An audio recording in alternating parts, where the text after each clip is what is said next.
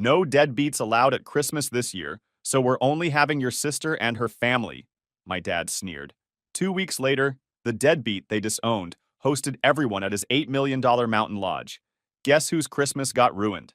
Hey Reddit, so I, Silas, 35 male, never thought I'd be the type to post here. But let's just say, last Christmas flipped my whole life upside down, in the best way possible. I'm not here to brag or cry for sympathy, just to tell you what happens when the invisible kid finally stops waiting for an invite and builds his own table instead.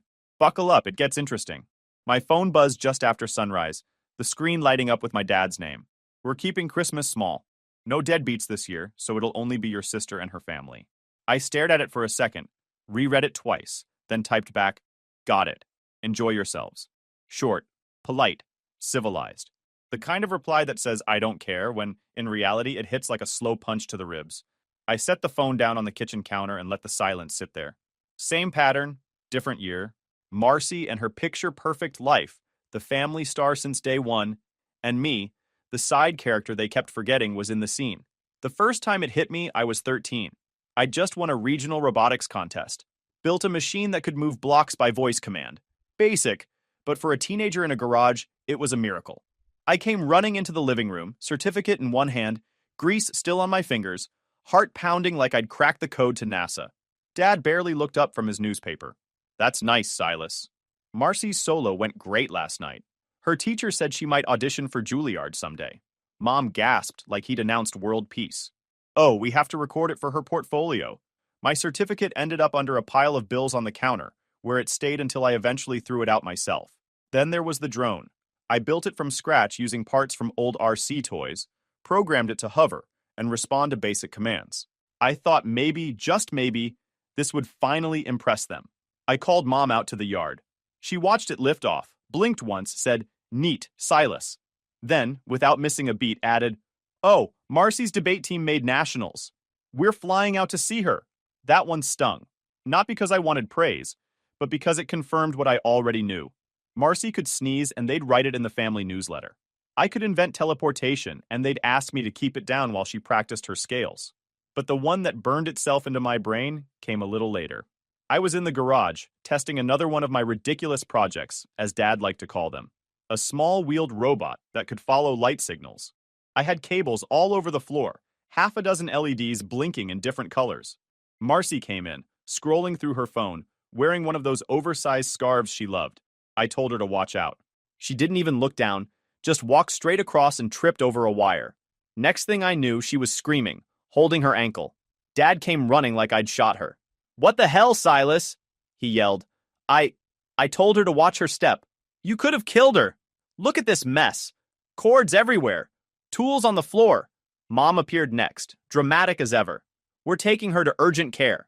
You are done with this nonsense. Do you understand me?" "It was an accident," I tried to say. Didn't matter. They were already in the car. That night, Dad walked into my room with a cardboard box. "Hand it over." I looked at him, confused. "What? Your stuff? All of it. Tools, gadgets, wires. You can embarrass yourself all you want outside this house, but you stay away from your sister." He left with my equipment like it was contraband. They cut my allowance after that, too. Said maybe it'd teach me some responsibility. Marcy got a new pair of designer boots 2 days later to make her feel better. After that, I stopped building for a while. Every time I tried to start something new, I'd hear Dad's voice in my head. "You can embarrass yourself all you want." So I stopped risking embarrassment. I studied quietly, kept my ideas to myself, learned early that curiosity came with a punishment fee. Years later, when I finally got into Caltech, I thought that would change everything. It didn't. They congratulated me like I'd won a raffle. Marcy was getting ready for another choir performance, and Mom said, "We'll visit when things calm down." They never did. I picked up the phone again, stared at my reply. That's how I survived their version of family love. Act like it doesn't hurt, and eventually, maybe it won't. I smirked to myself, the kind of smirk that hides years of quiet resentment. "Merry Christmas, Marcy," I muttered. "Hope your spotlight's bright enough for the both of us." You teenage years were rough, it felt like. Me trying to build something while my family acted like I was putting together junk. When I got into Caltech, I thought that would finally flip the script. Like maybe they'd say, "Wow, Silas, that's insane, we're proud of you." Nope. Dad just said, "That's far from home, huh? You sure about all this computer stuff?" Mom added, Your sister's law school graduation is the same week. We'll have to see about visiting. They never did. Meanwhile, Marcy sent a text. Congrats, bro. Guess you'll be a hacker or something now? LOL. That was it. College was brutal. Everyone around me had backup plans, connections, parents who actually cared. My backup plan was canned soup. I'd call home sometimes, but most of the time they were busy with Marcy's events. Debate nationals, a new promotion, planning her engagement party. My mom talked more about the flowers than my finals. Then came the wedding. That circus. 300 people, a string quartet, chandeliers so bright you could see your reflection in them. Marcy's fiancé, Anthony, was one of those guys who wears cufflinks at breakfast. He barely looked at me. I thought maybe I'd at least get to stand next to her as a groomsman, you know, brother and all. But nope. Anthony had his frat brothers, his cousins, even his high school lacrosse coach. I got handed a flashlight. Dad said, "You're good with wires. Make yourself useful. Help the lighting guy." So I did. I spent most of the night crawling under tables and checking outlets while Marcy floated around in her dress like she was royalty. Every few minutes, someone would say, "You must be so proud," and my parents would smile like they were the ones getting married. When she gave her speech, Mom cried. Dad took videos from every angle. When I said goodbye that night, they were already talking about honeymoon destinations with Anthony's parents. I doubt they even noticed me leaving. The only person who bothered to talk to me for real was Uncle Ray, Dad's younger brother. He's the opposite of my parents. Quiet, sarcastic in a funny way, actually listens when you talk. He pulled me aside after the ceremony, handed me a beer. I didn't even want it, but I appreciated the gesture, and said, "Don't take it personally, kid. They've always been like this. You're not the problem. They just think loud equals successful." It wasn't much, but it stuck. He talked to me like I was a person, not a background prop in the Marcy show. After that, I kept my distance. Holidays, birthdays, whatever, they blended together. The calls became shorter. I still sent them updates, but it was mostly silence on their end. I learned that if I didn't bring up Marcy, the conversation died within a minute. One Thanksgiving, during my junior year, I was short on cash. I'd been working part-time fixing computers in the dorms, but rent had just eaten my last paycheck. Flights were expensive, so I swallowed my pride and called home. "Hey, flights are high this year. You think you could help me out a bit so I can come home for Thanksgiving?" Mom went quiet. Then Dad got on the line. "Don't worry about it, Silas. Whether you come or not won't make much difference. We'll see you at Christmas, maybe." They said it like they were doing me a favor, saving me the trouble. I just sat there on my dorm bed, holding the phone like an idiot. "Right," I said finally. "Yeah, sure. Makes sense." When Thanksgiving came, the dorms were almost empty. Just me, one international student down the hall, and the sound of the vending machine humming in the lounge. I bought microwave noodles from the campus store and ate them in front of my laptop. I scrolled through Facebook. There they were. Mom, Dad, Marcy, Anthony, and their fancy table setup. Matching sweaters, golden turkey, some caption like "family is everything." I laughed out loud. Not the funny kind. The kind you do when your chest feels tight and you don't know what else to do. It wasn't like I expected much. But the realization hit harder than I thought. I wasn't just forgotten. I was optional. Like a side feature they could enable or disable, depending on the season. Later that night, I opened one of my project files, messed around with some code, and told myself I'd make something big one day. Not to show them. Just to know I could. Because sitting there with that cheap instant ramen, watching my family as everything parents pose for photos without even noticing the missing seat at the table. That's when it clicked. I wasn't invisible by accident. They wanted it that way. After Caltech, I moved to Chicago with one suitcase, a laptop that shuts down if it wasn't on the charger, and an offer letter that paid less than what Marcy probably spent on a haircut. The company was a small cybersecurity firm downtown. They liked to call it fast-paced, which really meant you'll live here and forget weekends exist. The work itself wasn't bad. I handled firewall systems, network patches, boring but essential stuff. I was the guy people called when something broke, and somehow, it always broke. I pulled all-nighters fixing servers while my manager took credit for the reports. When bonuses came around, he got one. I gotta keep it up. After 3 years of grinding, showing up early, staying late, learning every system inside out, I finally realized the math didn't add up. Every paycheck felt like an insult. So in 2016, I quit. I remember sitting in my one-bedroom apartment, looking at my resignation email and thinking, well, here goes nothing. I started my own company, Centria, out of my living room. I had one desk, a coffee machine that sounded like it was dying, and the kind of drive that makes you a little stupid. The first few months were chaos. I'd meet clients in coffee shops, sometimes in hotel lobbies because I didn't have an office. I built security systems for small businesses, mom and pop shops, clinics, startups. I was coding 14 hours a day, barely eating, trying to look like I wasn't running this thing solo. For a while, it worked. Money trickled in. I even started thinking maybe this could be the start of something big. Then, one contract went sideways. A client claimed my security update broke their payment system. They stopped paying and threatened to sue. That one client snowballed into 3 others demanding refunds I couldn't afford. My bills stacked up, my rent was late, and just like that, I went from young entrepreneur to guy who might lose his laptop to collections. I called my parents. Mistake number 1. Mom answered, her voice dripping with fake concern. Silas, you really should have thought this through. Businesses are risky, you know. Yeah, thanks, Mom. I figured that out, I said, trying to keep my tone calm. I just need a small loan. I'll pay it back in a few months. Dad got on the line. Why don't you just get a real job? Marcy's firm is doing great. She stuck to something stable. I rubbed my temple. I didn't ask for career advice, Dad. Just a short-term loan. You made your choices, he said. Time to live with them. That was the end of that. So I called Marcy. She was a lawyer by then, or at least she liked to remind people she was. I figured maybe she'd point me in the right direction. She answered on the second ring, loud office noise in the background. Silas, hey, what's up? Need legal help? Yeah, kinda. I'm getting hit with a breach of contract claim from a client. I just need... She cut me off laughing. Wow, already getting sued? Didn't take long, huh? Yeah, hilarious, I said flatly. Can you help or not? Not, she said. Also, don't call me for this stuff. I have actual clients. Then she hung up. I stared at my phone for a solid minute, fighting the urge to throw it. A week later, I got a letter from a collection agency and a warning from my landlord. That night, I sat in my apartment surrounded by empty coffee cups and printed contracts, thinking maybe I really had messed up my entire life. I had one number left to try, Uncle Ray. He answered on the second ring. Silas boy. What's wrong? You sound like you swallowed a battery. I screwed up, Ray, I said. Company's tanking. I'm broke. I've got a client threatening to sue me, and my parents think I'm a walking punchline. He was quiet for a second. Then he said, You're not screwed. You're just early. Everyone crashes before they figure out how to land. I didn't even know what to say. I wasn't used to someone not rubbing it in. He asked for the details. Every line of the contract, every stupid mistake I made. Then he told me, I've got a buddy who's a lawyer. Old school, cheap, but good.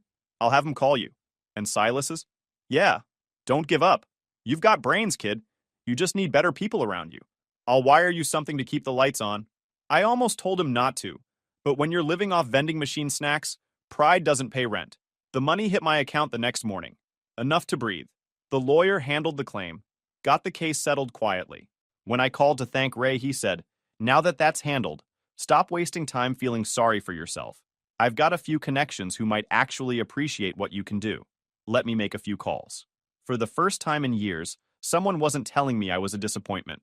Over the next 6 months, I rebuilt what was left of my life, sold off my old hardware, closed down Centria officially, and started helping one of Ray's contacts with small security jobs on the side. It wasn't glamorous, but it was something. Every time I'd send him a progress update, Ray would reply with something like, Told you, kid. Just keep grinding. You're not done yet. And for the first time since I was a kid holding that stupid robotics certificate, I actually believed it. By the next year, Ray's connections helped me land a director-level job at a mid-sized security firm on the edge of downtown Chicago. It wasn't glamorous, but it was solid. I managed a small team, handled client systems, and learned how real business worked. Not just the code, but the ugly side. Budgets, contracts, clients who wanted the impossible yesterday. I worked like a man possessed. First in, last out, living on caffeine and takeout. Every time something went wrong, I fixed it. Every time someone else froze, I stepped in. Within a year, my boss was calling me the cleanup guy. I didn't mind. Cleaning up other people's messes paid better than making my own. But I started to notice something. The higher-ups weren't half as smart as they thought. They spent meetings arguing about color schemes while I was patching real security holes. They sold expensive solutions that barely worked, then congratulated themselves on how profitable the flaws were. I kept my mouth shut, but it bugged me. 3 years later, around 2020, after one particularly stupid meeting, where a VP suggested we handle a data leak by just deleting it, I'd had enough. I went home, typed my resignation, hit send, and didn't even wait for a response. That night, I opened a new folder on my laptop and named it Shield Path. I wanted something smarter, cleaner, actually bulletproof. A system that small hospitals and retailers could afford without needing a NASA budget. It was insane. I had no funding, no backup, just a pile of ideas, and Ray's voice in the back of my head saying, "Don't hold back this time." So I didn't. I rented a tiny office above an old auto shop. The floor creaked, the heater rattled, and the internet went out if someone sneezed too hard downstairs. I didn't care. I brought in my computer towers, some old servers, and a desk I found on Craigslist. My diet became canned soup and cheap instant meals. My sleep schedule was non-existent. Every day I wrote code until my eyes burned. I tested, broke things, rebuilt them. I started waking up on the floor with a keyboard mark on my face. I was so deep in it I barely noticed my phone battery dying from ignored calls. 6 months in, I had the first working version. It wasn't pretty, but it was fast, and it was secure. I sent out some demos. Got polite, "We'll review this" replies. Nothing promising yet, but it was a start. Then the fire happened. It was a Thursday night. I'd been debugging a module for a client test when the lights flickered. I figured the power grid was just throwing a fit again. 5 minutes later, the air smelled like burning plastic. I turned around and saw smoke curling from one of the extension cords near the back wall. "Fuh! Not now!" I yelled to myself, running over. I yanked the plug, but it was too late. The outlet was sizzling, and flames started licking up the drywall. I grabbed the nearest fire extinguisher, pulled the pin, and sprayed until the thing coughed out nothing but air. It wasn't enough. I ran to the door, but then it hit me. The servers. Everything I'd built was on those drives. Months of work. My brain said run, but my legs went the other way. I wrapped my hoodie around my mouth, ran back in, and unplugged the main rig. The smoke was thick enough to make my eyes sting. I dropped half the equipment, tripped over a box, landed wrong on my wrist. Pain shot up my arm. By the time I stumbled out, coughing like an idiot, the fire department was already pulling up. I stood there on the curb, watching the place burn. The office I'd poured my life into turned to black sludge in front of me. When it was over, one of the firefighters came over. "Insurance?" "Yeah," I said automatically. But later I'd learned my policy didn't cover electrical failure from faulty wiring. Basically, I was screwed. That night, I sat in my car staring at the equipment I'd managed to drag out. A half-melted monitor, one fried tower, and a server that looked like it had been through a war zone. For a second, I thought about just quitting. Maybe my parents were right. Maybe I was just wired for disappointment. Then I got a text from Ray. "Heard about the fire. You okay?" I told him what happened. He replied 2 minutes later. "Give me a day. I've got a guy who might be able to help." Next morning, he called. Old buddy of mine, retired systems engineer. Bit of a hermit, but the man can recover data like nobody's business. I told him you're worth the time. I drove 2 hours out to some small town where this guy lived. He looked like he hadn't seen sunlight in a decade, but he worked magic. Took my damaged drives, hooked them up to his Frankenstein setup and said, "Give me a week." 5 days later, he called. "Didn't get it all," he said when I showed up, "but enough." I took it home, plugged it in, and stared at the code. Half gone, but the core was there. I rebuilt the rest from memory and side notes. Worked day and night. No distractions, no sleep, just raw focus. 3 months later, Shield Path wasn't just back. It was faster, stronger, smarter. The fire hadn't killed it. It had stripped out the weak parts. A month later, I got an email from a hospital chain I'd pitched to months earlier. They wanted to talk contracts. Then another from a retail group. When I saw the signed agreement come through, I just sat there staring at it, not even sure how to react. I picked up my phone and called Ray. He answered with his usual sarcasm. "You sound like someone who either won the lottery or got arrested." "I got it, Ray," I said. My voice was shaking. "The deal's real." He paused for a second, then laughed. "Then go for it, kid. Don't hold back this time." I didn't plan to. The first hospital contract opened the door, and within 6 months, Shield Path wasn't just a side project anymore. It was a full company. Word spread fast in the industry. Hospitals told each other, retailers called, even small government offices wanted in. Suddenly, I was on planes every week, pitching, fixing, scaling. It got to the point where I had to hire people just to keep my inbox under control. My first employee was a kid named Adam. Nervous, sharp, reminded me of myself before I grew the permanent dark circles under my eyes. Then came 3 more, then 10. Before I knew it, I was managing a real team. We moved out of my burned-out rental and into an actual office. A clean one this time. The kind where the floor didn't creak and the Wi-Fi didn't die every time someone flushed. I bought real desks, real chairs, even a snack bar. I used to joke that it was the most corporate thing I'd ever done. The growth was ridiculous. A few government offices started testing ShieldPath in pilot programs. Hospitals were recommending it to each other, and retail chains wanted better encryption for customer data. ShieldPath was spreading fast, and every new contract felt unreal. My parents, of course, had no clue. I kept quiet about it. It was funnier that way. At night, I'd look at the growing list of clients and think, so this is what it feels like to be the one they can't ignore. 2 winters later, the big offer came. A cybersecurity conglomerate, the kind that swallows smaller companies like appetizers, reached out.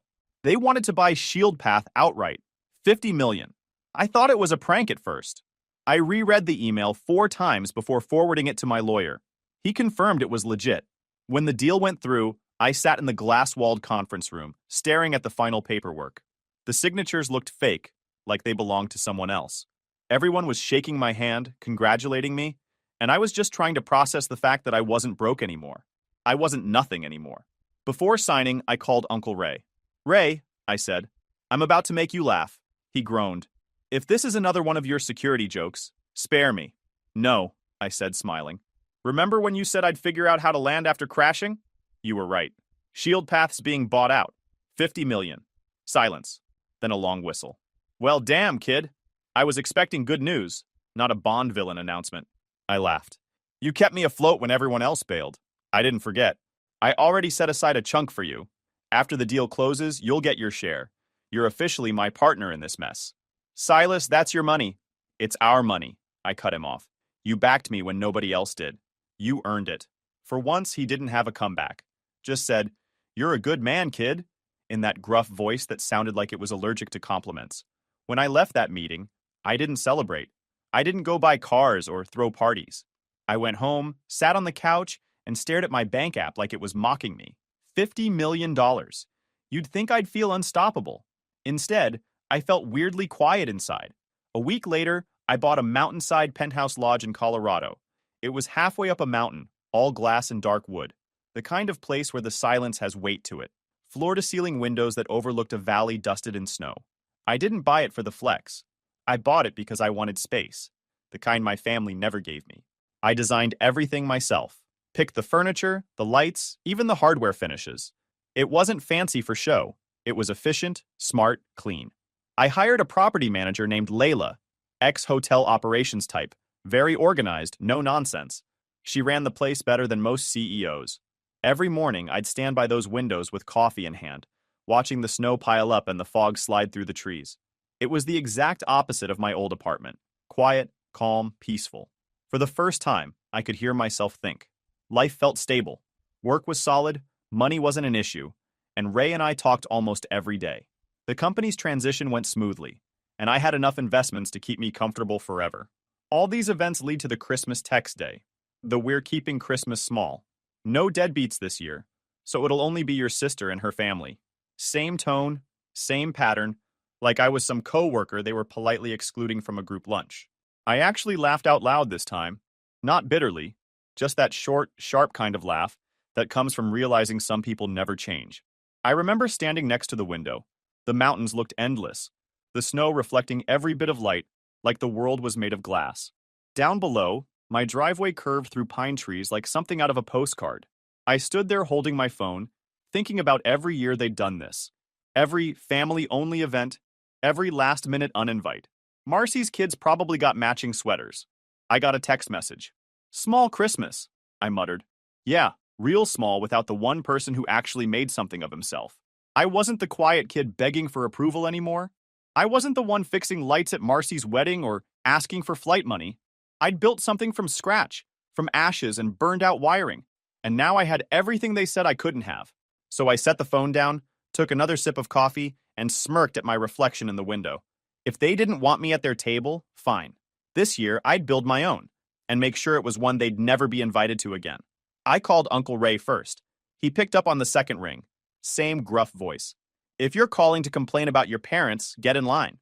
"Not this time," I said. I'm hosting Christmas. My place. Colorado. You in? He paused for half a second.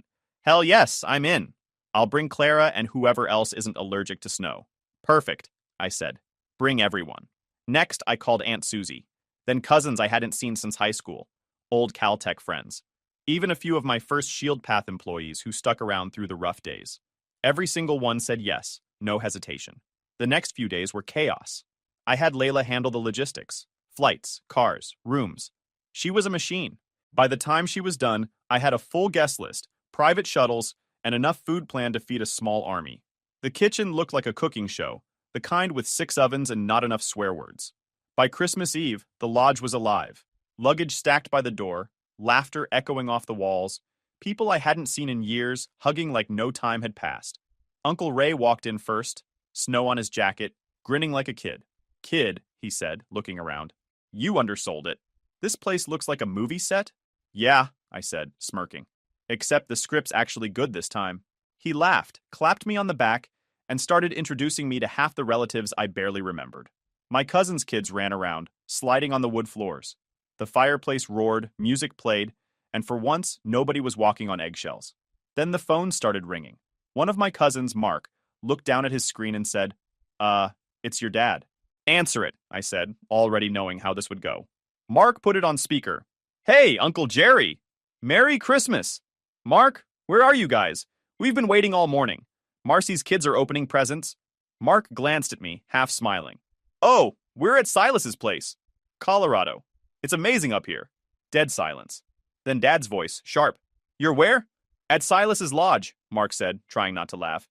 He invited everyone. Dad hung up without another word. 2 minutes later, another cousin's phone rang. Then another. Mom was making the rounds now. Same question every time, same answer, same hang-up. I wasn't surprised. That's the thing about entitled people. They think the world's gone wrong when it stops revolving around them. By the time dinner rolled around, Layla had outdone herself. Roasted turkey, glazed ham, enough side dishes to require a second table. The air smelled like butter and cinnamon. The windows glowed orange from the fire. It felt like the kind of Christmas I used to imagine when I was a kid watching holiday commercials. Around 8, there was a knock at the door. Layla opened it, and standing there in a thick coat, snow in his hair, was Grandpa Frank. He grinned when he saw me. Told your parents I had the flu. Got on a plane anyway. I laughed. Of course you did. Come in, old man. He stepped inside, looked around, and just whistled. This is some setup, Silas. You finally did it. About time someone noticed, I said, handing him a plate. He winked. Oh, they noticed. Trust me. Your mom's calling everyone from the church group, trying to figure out how you pulled this off. The rest of the night was perfect. The kind of chaos that feels right. Ray arguing with Clara about who brought the wrong pie. Someone posted photos online. Christmas at Silas's lodge. The view is insane. Within an hour, they were everywhere. My inbox exploded with tags, mentions, DMs.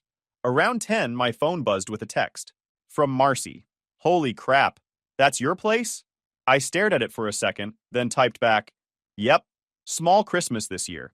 I put the phone down and went back to the living room. Ray was sitting near the fireplace, glass of soda in hand, watching everyone laugh. Look at this, he said, gesturing around. You built something real, kid. Not just money. This. Yeah, I said, leaning back in the chair. And I didn't even need a choir solo to get attention. He chuckled, shaking his head. The snow outside kept falling, thick and quiet. Inside, the room was warm, glowing, alive. I looked around. Family that actually cared, friends who'd seen me fail and still showed up, people eating, laughing, living. For the first time, I wasn't the outsider looking in through the window. I was the one with the house full of people, the one who made space for everyone else. And the best part? My parents were sitting somewhere, staring at their phones, realizing Christmas had finally gone on without them. The next morning, I was still half asleep when my phone started buzzing nonstop. Caller ID, Dad. Figures, I answered. Morning. Morning? His voice was sharp enough to cut glass. You humiliated us, Silas. Everyone's talking about your little Christmas circus. What the hell were you thinking? I sat up, rubbed my eyes. I was thinking about having a nice holiday with people who actually show up. That was our Christmas, he snapped. You stole it. You invited everyone, our family, our friends, without even telling us. Correction, I said, keeping my tone calm. I invited the people you forgot existed. Big difference. In the background, I could hear Mom chiming in, all dramatic as usual. Do you have any idea how this makes us look? Everyone saw those pictures online. Your lodge, your party, even your grandfather. People are calling us asking why we weren't there. I almost laughed. You mean at the place of your deadbeat son who you didn't invite to your Christmas? Yeah, that's crazy. Dad exhaled hard through his nose. You know what? I'm not doing this. Just, just tell me one thing. How did you even afford all that? Ah, there it was. The real reason for the call. I stood up, walked over to the big window. Snow was still coming down, the mountains glowing in the morning light. Everyone else was asleep. You remember Shield Path? I said casually. Yeah, he said. Your tech thing. What about it? I sold it, I said. For 50 million. Silence. For a full 10 seconds. Then Mom's voice, shaky and high. 50 what? Million, I repeated. With an M. Dad made a choking sound. You're joking. Nope, I said. It's real. You could Google it if you ever Googled anything besides Marcy's law firm. They both started talking at once, voices tripping over each other. Shock turning to something uglier. Mom was the first to say it. We're your family, Silas. That money, it belongs to all of us in a way. Excuse me? Well, we supported you through college, through your... I laughed. Supported me? You mean the years you ignored me, told me to get a real job, and cut me out of every holiday? That kind of support? Don't be ridiculous, Dad said. We're still your parents. You wouldn't even be where you are without us. At that exact moment, Grandpa Frank shuffled into the kitchen, wearing a robe and holding a mug. Who's making all that racket this early? I motioned him over. You're gonna love this, I said, putting the phone on speaker. Mom's voice came through loud and clear. Silas, listen. We're not asking for much. Just something fair, a family share. Grandpa set his mug down and leaned over the phone. You two have some nerve, he growled. Dad? My father said, surprised. Oh, don't dad me, Grandpa snapped. You ignored this boy for years, treated him like a screw-up, and now you're crying because he finally did something without you? You should be ashamed. Mom started stammering. We just... And Marcy, Grandpa cut in. If you're listening to this nonsense, you should be ashamed too. As if on cue, another voice joined in. Marcy, Grandpa, please, it's not like that. Our Christmas looked sad compared to his. Everyone was asking why we weren't invited. Then next time, Grandpa said, his voice sharp but steady, treat him like family before you complain about missing out. Nobody said a word after that. You could practically hear their pride cracking through the speaker. Then Dad muttered something about talking later and hung up. Grandpa leaned back in the chair, grinning. That felt good. Better than coffee, I said. He chuckled. They'll get over it. Or they won't. Either way, you're free of their nonsense now. And he was right. The rest of the day was perfect. The snow outside was thick enough for a snowball war that lasted an hour. Ray and I got destroyed by a bunch of 10-year-olds, but I didn't even care. Inside, the kitchen smelled like pancakes and coffee. That night, I sat by the fire with Grandpa. He stared at the flames and said, You know, I think you finally found your people. Yeah, I said quietly. Took me long enough. He raised his mug. Make them earn your respect, kid. You're worth more than their approval. I nodded.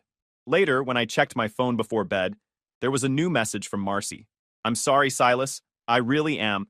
I've been jealous for years. You took risks, and I just followed what Mom and Dad told me. I didn't see it then. I do now. I read it twice, locked my phone, and set it face down on the nightstand. No reply. Outside, snow kept falling. The fire popped once, then settled. It wasn't revenge, it was freedom. I built something real, not to prove them wrong, but to prove I could stand without them. If you enjoyed this video, please hit that subscribe button. It really helps the channel and help us bring you more and better stories. Thanks.